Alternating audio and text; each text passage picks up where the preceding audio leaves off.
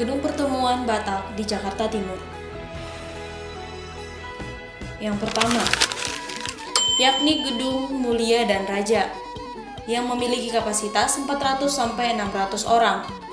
Adapun lokasinya yakni Jalan KB Nanas nomor 70, Cipinang Besar Sel, Kecamatan Jatinegara, Kota Jakarta Timur.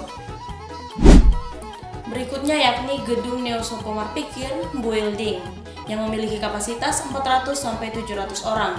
Adapun lokasinya di Jalan Raya Damai, Pulau Gebang, Kecamatan Cakung, Kota Jakarta Timur. Kemudian ada juga Gedung Sejahtera Meeting Building yang memiliki kapasitas sampai 1.500 orang. Adapun lokasinya yakni Jalan PDGD nomor 56 RT 1 RW 4 Lubang Buaya, Kecamatan Cipayung, Kota Jakarta Timur. Berikutnya ada juga Gedung Pertemuan Tobasa yang memiliki kapasitas 800-900 orang. Adapun lokasinya yakni di Jalan Kayu Mas Selatan 5 nomor 48 11 RT 11 RW 3 Pulau Gadung, Kecamatan Pulau Gadung, Kota Jakarta Timur.